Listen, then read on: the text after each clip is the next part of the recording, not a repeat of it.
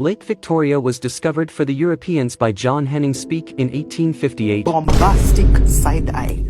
Criminal offensive side-eye. Well, I guess that's the right thing to say because he discovered it for the Europeans for the first time. But prior to that, it already existed and was locally named by the locals. And that's what I'm going to cover in this video today.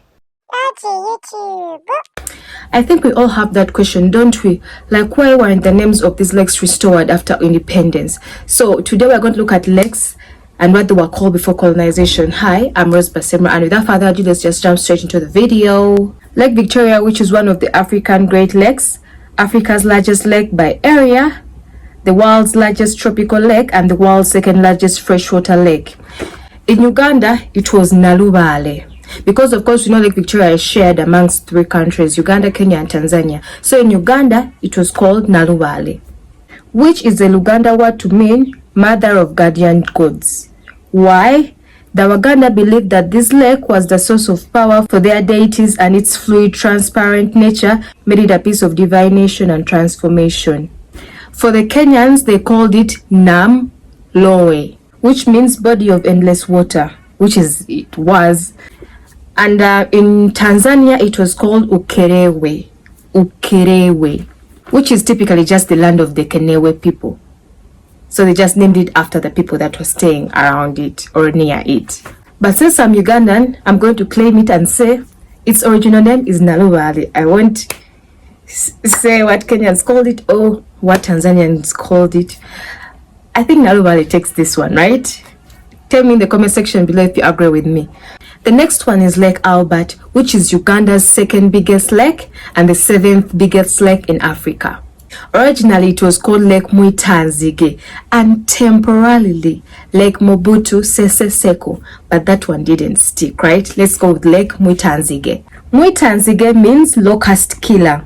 This name was given to the lake by the Banyoro and other people who lived close to it because of the tale and belief they had. Lots of locusts used to die and float on this lake as they try to cross.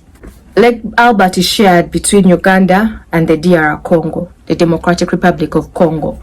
It was named Lake Albert after Prince Albert, who was the consort of Queen Victoria. It was named by Sir Samuel Baker. So, Omwita means the killer, Nzige means locusts. The next one is Lake Edward, which is one of Africa's smaller Great Lakes. It's also shared between Uganda and the Democratic Republic of Congo.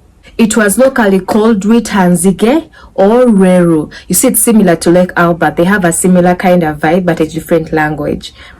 So, Rwitanzige also means literally locust killer, but in like Unyankore or something like that.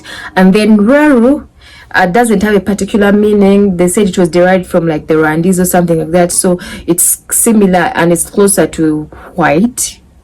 You know, white, the color. So Henry Merton Stanley named it in honor of Albert Edward, Prince of Wales and son of the British monarch Queen Victoria, and later became King Edward VII.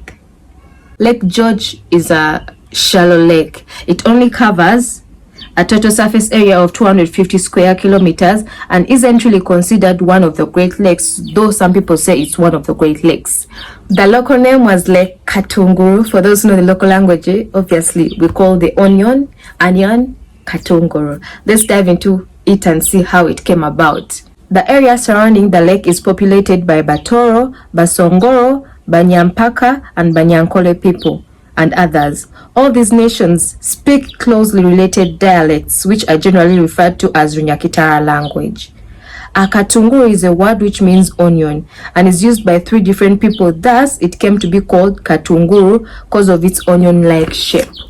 So it was called Katunguru because it's shaped like an onion, okay? It was called George after the British royal family, in this case, Prince George, who later became King George V. So guys, those are the lakes and what they were formerly called before the British colonization and being renamed by those colonizers. What do you think? Tell me, let me know in the comment section below. Thank you very much for watching. I'm your girl Basemera. Don't forget to like, comment, share, and subscribe. Bye.